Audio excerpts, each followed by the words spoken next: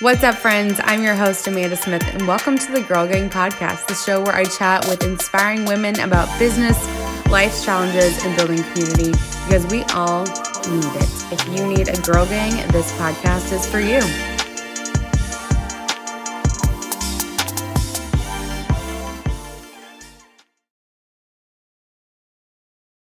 Well, all right. I don't know why I started that way. I've got my janky headphones today. Don't know where my other ones are. Today I'm bringing you a solo episode, affectionately like we like to call them Amanda School. So welcome to an Amanda School episode. Also, we're starting to put out these videos with our faces on them, my face and the guest, or if it's just me. So today's episode is about shutting it off as a business owner. And here's what I mean. If you go on my Instagram right now, on at Amanda's in Dallas, you will see a post. If you scroll down a little bit, depending on when you're listening to this, a meme of, it's like this old white guy sitting at a table and he's like holding coffee and smiling, and it says, I quit my 9 to 5 to become an entrepreneur, and now I work 24/7. And it was more of something funny, and I wanted to share, like, you know, I love to share humorous things on my platform because I think we need to laugh more, and we don't need to take ourselves so seriously. I actually started this day before I ever started recording, and I've been like so serious all morning. And I was like, you know what? I think I just need to get out and record right now. So I put that out, and everybody was like, oh my gosh, I know I'm working so much and blah, blah. And I was like, no, that wasn't my point. It was just funny. But in the caption, if people actually read the caption, I was saying we don't have to do that. We don't have to work 24/7. We don't feel like we have to work all the time every day. And so I just want to bring some like tangible things today. It's something that's come up a lot with my clients, friends, other people in business, things like that. So as you know, these Amanda School episodes are relatively short, so we're going to be in and out. And I'm still sipping on this Smoothie King big ass smoothie. Not a sponsor, but wish they were, right? Smoothie King, get at me. So my point is, we have to choose to shut it off. We have to make the conscious decision to stop working. As a business owner, we will always have work to do. There's always something to do. There's always something on the to-do list. There's always something we could be doing to grow the brand or develop our business or develop our skills or learn more. But it's up to us, like, when we shut that off. And again, we didn't leave our corporate or, start our own business so that we had to work more. If you are truly telling people you work and you have freedom and you could do whatever you want, but like, yet you're showing in your Instagram stories, like you're working at 7 o'clock on a Saturday, which to each his own, but is that the freedom that you want? I would challenge you, if you're thinking like, oh man, like I'm super tired or I'm stressed or I'm so overwhelmed and there's so much to do and blah, blah, and you're doing this full time and you're running your business full time. Why is that? Are you truly, you just have that much on your plate, or are you not using your time wisely? Oftentimes it's that answer. Oftentimes we just don't know how to use our time wisely. And a big problem is we feel like we have to do everything every day. We make one big master to-do list and we feel like we have to get that done every day, but it just keeps carrying over. It just keeps, things keep getting pushed back. What if you did mainly like marketing and content stuff on Monday, Tuesdays, and admin things on Wednesdays, and PR and business development things on Thursdays, things like that. You don't have to do everything in every bucket of your business every single day. Actually, it's like less productive to do that. If you have read any kind of studies, there's data that shows when we're doing tasks that are coming all together in different categories, it takes so much time for our brain to switch from one task to the next that we lose time and we lose focus and therefore waste time, which perpetuates the feeling of feeling overwhelmed, right? And feeling like, you're still not getting stuff done. And so by divvying up those things across your days, you're going to learn and see that you are going to save so much time. Also, are you at a point where you are trying to do everything on your own and you may actually need to outsource? I think a lot of times people are like, I don't have the money to outsource. I can't hire a digital agency to help me do my marketing and Instagram. You don't have to do that. There are really simple ways you can get help and support. Number one, you can start with interns, like local college interns. Number two, a simple virtual assistant. Um, you set your own budget. As someone who's hiring, you set the budget and you set what you want to offer. If you know, okay, I can pay them $15 an hour and I can give them something minimal. Let's just say you need a little bit of help, 10 hours a month. 10 times 15, $150 a month. If that's what you can afford, fantastic. There are plenty of options out there of people you can find. If you need more than that, see what the return is going to be. So let's say you hire someone for $400 a month, a virtual assistant to help you with like emails and admin and Instagram or something. I don't know. What is the 15 hours a month or 20 hours a month you get back worth? Could you turn that extra time into rest and recuperation for yourself, developing your business, whether it's through coaching or a course or, podcast, brainstorming with people, community, and then could you turn that other time into more sales, a better sales strategy, maybe landing another high-end client. If you hire this person for $400 a month, but then that allows you to bring on another client for, the next 3 months they're with you, and those clients are $1,000, $2,000, $3,000. It is well worth the investment of $400 a month in that one team member to save you that time, help you organize your business. So looking at hiring and team as some of your biggest assets and biggest investment opportunities. I think a thing that I could definitely send you to another episode is like scaling your business doesn't have to be completely dependent on you. And if it is, it's not going to work. I don't think any business has been 100% successful at scaling with one person. You have to have a team. I mean, I'm thinking about any type of business, and there is not one that I can think of that wouldn't need some kind of outside help. And maybe it's not a consistent, like someone they hire on retainer. Maybe it's like they help with the graphic design for a project or something, but you can't. Leslie Knope says it best. No one achieves anything alone.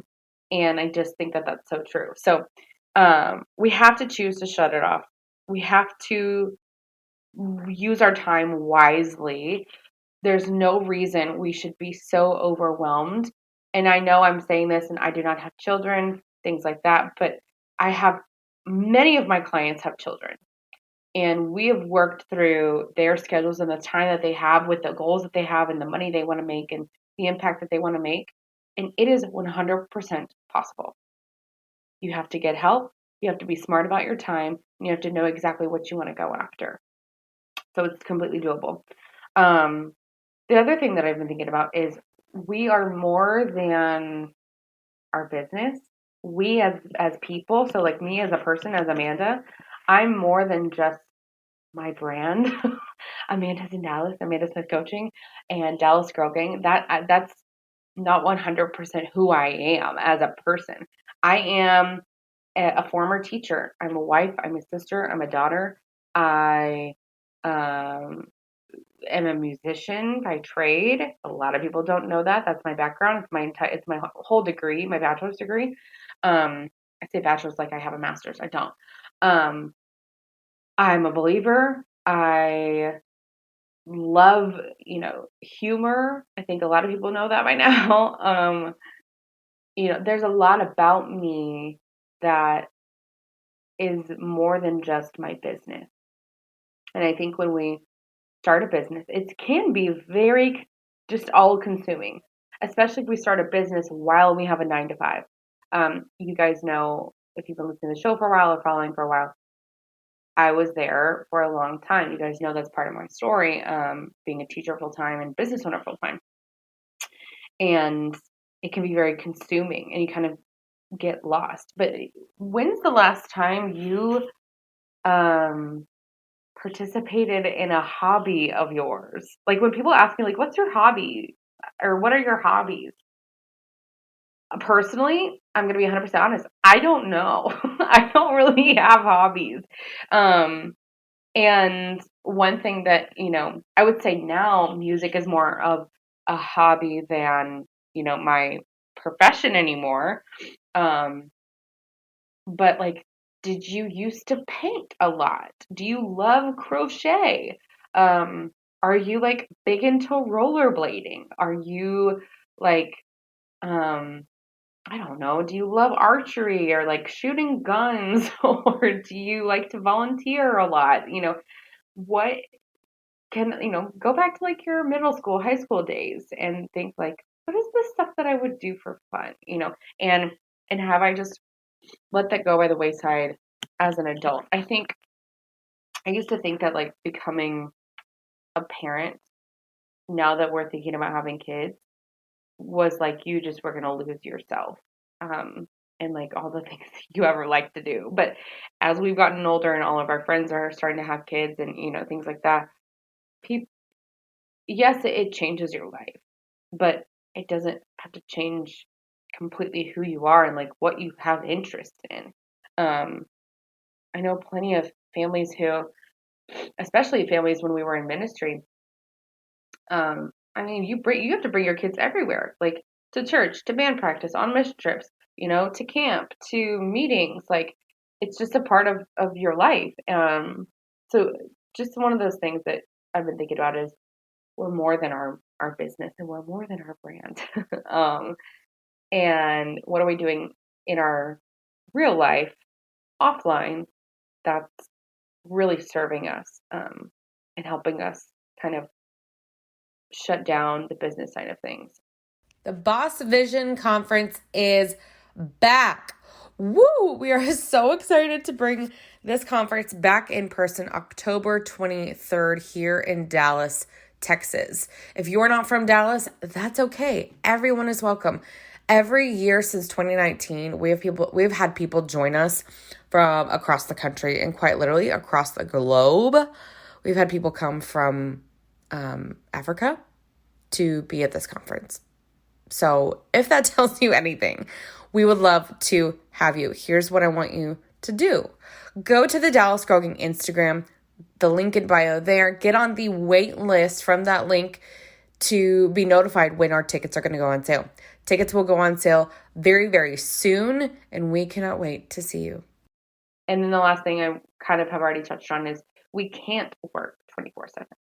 Your body, your brain, and obviously 24/7 is an exaggeration, but you can't work every day, every week for 8, 10, 12 hours a day and think that you are going to sustainably and healthily get to where you want to be. When I was teaching full time and running business full time, 2019, I've talked about this before, but 2019 was terrible. It was crazy. It was full-time teaching and the business was taking off and just like exponentially growing. I finally got help and assistants and interns. I was, up at 6, teaching until 4, working on the business and eating dinner, hopefully until 8 or 9 o'clock and going to bed and doing it all over again. And then I was working on Saturdays. And then I said I wasn't working on Sundays, but I was a little bit, at least on like social media and stuff. So that gave me like practically zero time for my brain to do something else, like exercise or be with friends or family or veg on the couch or, like Lord knows we did not really travel, and not in 2019 really. Um, and Zach's family lives in Arkansas, which we travel to Arkansas for holidays and stuff, but I don't really count that. Um, it was rough. And that's what leads to burnout. That's what leads to burning the candle at both ends. And like I've described recently to a client, I was like, if we keep burning the candle at both ends, you're going to end up like a melted pile of wax. And that's useless to anybody. That's not a candle anymore. We can't use that. So how are you treating yourself? How are you treating your body, your mind, you know, all of those things? If you have told yourself you have a boundary of stopping work at 5 p.m., be 100% honest with yourself. Are you actually doing that? Or do you find yourself, 6, 7, 8 o'clock at night after dinner, sitting on the couch, whatever, and you're on your phone scrolling and doing things for the business on Instagram? That is something I think a lot of people are guilty of. Not like that's a bad thing. If that's your choice, that's your choice. If that's how you want to operate, because maybe like you don't start your day until 10 or 12 o'clock, that's fine. Do whatever the hell you want. But set some boundaries for yourself and then give yourself grace and be flexible, but know your limit. So for me, I like to at least start my day and get up by like 7 or 7:30. Because after years of teaching and getting up at 6 a.m., I was like, I want to sleep more. And so I start then, and if I get up a little later, that's fine too. Sometimes I'm most creative and like energized to do things in the afternoon, like after lunchtime. So my morning times, I don't like to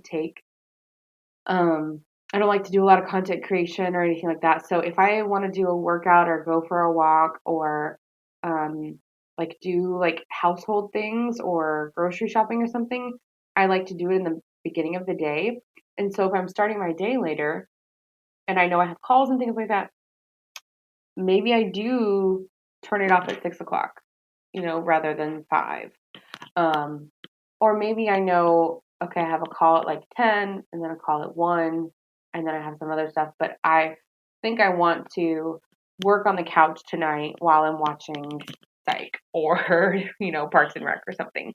Um, and if I just know I can't be working all day long, and there's studies that have gone out too that's like you're actually only really productive for about anywhere, I think it's from like 2.5 hours to 4 hours a day is your actual 100% capacity productivity time. I also would challenge you to think about this. Test it. See what happens. What if you only had 4 days to get all of your work done in a work week? And let's pretend you for some reason had to take off Fridays or something. Your boss is telling you in this scenario, you are your boss. So let's say you are taking off Fridays. If you had to get everything done in 4 days, could you do it? I'm going to go ahead and spoiler alert, you probably could. You could probably do it. So I would challenge yourself to maybe try it. Try taking a whole day off, or especially for those of you who are side hustling, if you will, and you're with a full time and a business. You feel like you have to work on the weekends. Right now, if you're in a spinning burnout, running on the hamster wheel time, don't work this weekend. Unless there's something completely time sensitive for a client, like a paying client, don't work. Don't do anything this weekend. If you're at a point where you're feeling really burned out, maybe take a break this weekend, especially like if you're in a 9 to 5. Um, I think this is a really important topic, and I think there's so much to be said about it. But we have to take care of ourselves. And like today, for example, I know I only have one other call today, or no, one podcast recording, and I have my mastermind's last group coaching call of their program, of that round. Other than that, there's literally nothing else on my calendar. Is there work to do? Of course, there's a lot to do. But for me, this past week, it's been really busy. It's not like I've been working, like overworking myself, but we've had friends over. We hosted friends last weekend. We have family stuff coming up this weekend, and I know I need some downtime. I really need some downtime right now. So I'm probably only going to work like 3 or 4 hours today, maybe, because I know I need the brain time and I need the space for myself. So hope that was helpful. I would love to hear your feedback, any questions, or maybe some new topic suggestions. Just send them to me. Podcast@dallasgirlgang.com. We'd love to hear your suggestions, if you will. Here's a little bit of housekeeping. Sorry. So here's some housekeeping. Boss Vision Conference in Dallas, Texas, October 23rd of this year. Boss Vision Con on Instagram and bossvisioncon.com. Bossvisioncon.com. I'll put it in the show notes. This is your one-day all-encompassing experience that you have been dying for since 2019. Let's be honest. 2020, we took everything virtual. Everybody had everything virtual, which is fine, and it was definitely much needed, but there is no replacement for in-person experiences and in-person community. So if you're in Dallas, great. If you're somewhere else in Texas, great. If you're in California, great. Make a trip. Come to Texas. Come visit. There's so much stuff to do. If you are in a really cold climate like New York or Michigan or something, come down to the South in October. It's nice and relatively warm. I remember so many Halloweens that were kind of warm and sweaty. And yeah, so that's October 23rd, bossvisioncon.com. When this episode comes out, early bird tickets are gone. So sorry about you. But literally, these speakers and experts are some of your favorite podcasters, Instagram, business related people, business besties, if you will, Clubhouse experts. They're some of the most incredible people. Local people from all over the country. We have some incredible sponsors this year.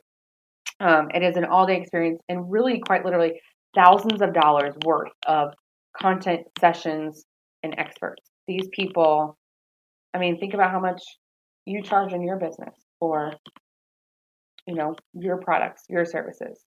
They are all coming into one day and you get it for a few $100. Yeah, it's totally worth it. There will be a coffee bar in the morning, nice, refreshing juices from a local juice company, incredible gift bags, local businesses you can shop from. Again, the sessions are going to be amazing. You're going to make some incredible friends and business relationships. Lunch will be served, and then VIP ticket holders, you will get a VIP post-conference happy hour just for you, which is going to be a lot of fun. Dallas Girl Gang is back with events. We've been back with events since about April. So if you are local to Dallas or Fort Worth, we have lots of events coming up. So just go to dallasgirlgang.com/event. Or you can go to dallasgirlgang.com, get on our email list. It's a pop-up when you get right to the website. Or if you go to Dallas Girl Gang Instagram, link it bio to get on our email list. That is how you're going to get all the information of all the things that we do. September 28th. We're going to Austin. We are popping up in Austin. So here's a story on that. In 2020, I thought I wanted to launch a chapter of Austin, create an Austin Girl Gang. It was literally going to be March 16th of 2020. That completely shut down. Didn't happen. We still had the deposit on the event space. So we knew it was going to happen sometime later. Long story short, I decided not to franchise. I want to keep our company, first of all, within, locally, as long as we're in Dallas. But also, I want to just have a little bit more control over what we do. So what I decided is just to continue to research where the rest of our audience is. We have a lot of people across the country, but Austin is like the next step outside of DFW. So we're gonna do a Girl Gang You Can Sit With Us Austin event, September 28th. It's a Tuesday, but who knows? It's going to be a lot of fun. I believe 7 to 9. If you want more info about that, again, go get on our email list. Link in bio at Dallas Girl Gang. If you're in the Austin or surrounding area, Round Rock, Georgetown, um, San Marcos, even San Antonio, if you want to come up for this. A panel discussion, networking, food and drinks, vendors. It's going to be an incredible time to connect and bring a little taste of Girl Gang to Austin. Last but not least, if you are loving this podcast and you love what we bring to the table and you are thinking, how do I work with Amanda? How do I get more support in my business from a mentor, from a coach? This is what I'm here to do as well. Okay. So go to Amanda's in Dallas on Instagram, or you can go to amandacsmith.co, check out all my services, fill out an application. It's super, super easy. And then we'll get in touch and see what is the best for you. Whether it's you want to join one of my programs or you want to do a completely custom one-on-one coaching container, or you just want to do a one-off strategy session, I am here to help you and to serve you. So amandacsmith.co or Amanda's in Dallas. The link in my bio has my coaching application, or you can go to the services page on my website and scroll and apply for what looks right for you. Thanks for tuning in. Leave us a rating, and we would love to hear from you, and we'll see you next time.